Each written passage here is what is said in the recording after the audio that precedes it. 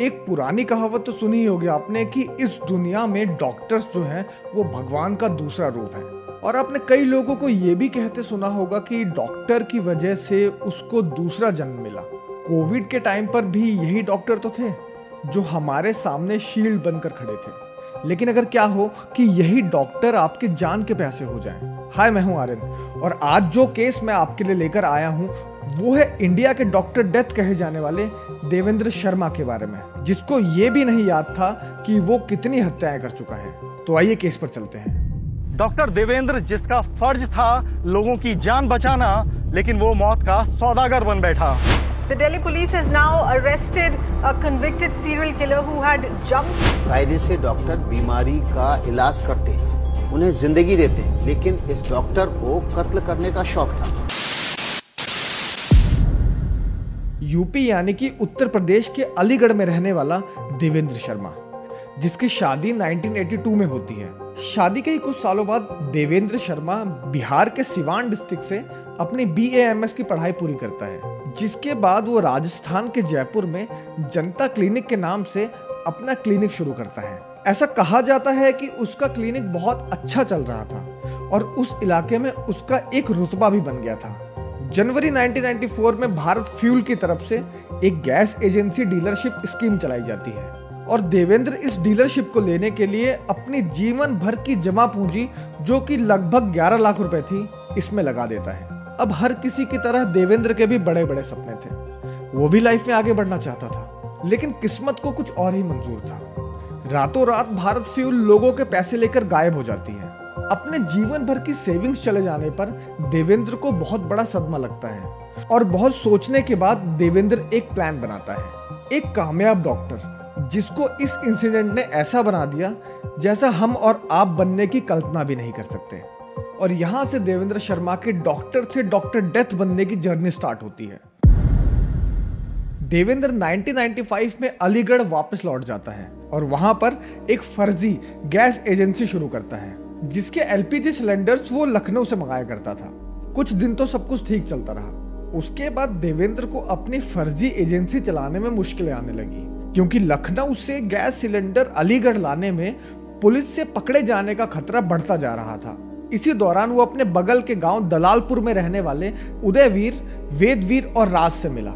ये तीनों ही रात के अंधेरों में और सुनसान सड़कों पर गाड़ियों को लूटा करते थे। देवेंद्र को इन तीनों से मिलकर ऐसा लगा कि मानो अपने क्राइम को बढ़ाने के लिए उसको इन्हीं तीनों की तलाश थी। अब यहाँ से देवेंद्र का मेन गेम शुरू होता है। उसने उदयवीर, वेदवीर और राज को अपनी फर्जी एजेंसी का हिस्सा बना लिया और उनके साथ मिलकर सिलेंडर से भरे ट्रक को लूटने लगा। अब उसकी कंपनी को अच्छा प्रॉफिट होने लगा था। उदयवीर, वेदवीर और राज, ये तीनों लूटे हुए ट्रक के सिलेंडर्स देवेंद्र की एजेंसी में उतार दिया करते। उसके बाद ट्रक के पार्ट्स खोलकर गाजियाबाद से सटे मेरठ में बेच दिया करते, जिससे इनको एक्स्ट्रा प्रॉफिट हुआ करता था। अब बचते थे उन ट्रक के ड्राइवर्स, जिनको ठिकाने लगाने की जिम्मेदारी देवेंद्र की थी। देवेंद्र उन ड्राइवर्स को मारकर उनकी लाश को कासगंज के पास ही हजारा नहर में फेंक दिया करता। और हजारा नहर में लाशों को फेंकने का रीजन ये था कि उस नहर में बहुत से मगरमच्छ थे, जो कि लाशों को अपना चारा बना लेते और किसी को कानो कान खबर भी नहीं होती। आयुर्वेदिक डॉक्टर देवेंद्र शर्मा, जिसका ये खौफनाक खेल लगभग 2 साल बिना किसी रुकावट के चलता रहा। लेकिन कहते हैं ना कि क्राइम एक ना एक दिन सामने आ ही जाता है। हमेशा की ही तरह देवेंद्र और उसकी गैंग LPG सिलेंडर से भरे एक ट्रक को निशाना बनाते हैं, लेकिन इस बार कुछ और ही होने वाला था।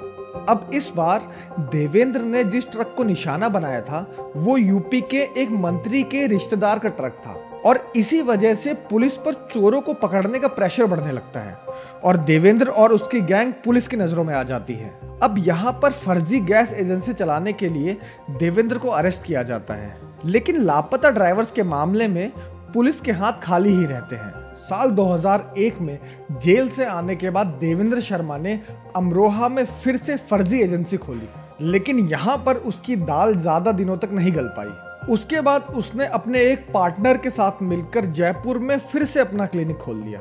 आपको लग रहा होगा कि देवेंद्र अब सुधर गया था, लेकिन ऐसा नहीं था। ये क्लिनिक देवेंद्र ने अपने काले कारनामों को छुपाने के लिए और पुलिस की आंखों में धूल झोंकने के लिए खोला था। दिल्ली, गुड़गांव, गाजियाबाद और फरीदाबाद के टैक्सी ड्राइवर्स अब देवेंद्र के नए टारगेट थे। वो टैक्सी स्टैंड से अलीगढ़ के लिए टैक्सी बुक करता और उसके बाद रास्ते में ड्राइवर को मारकर हजारा नहर के मगरमच्छों का चारा बना देता।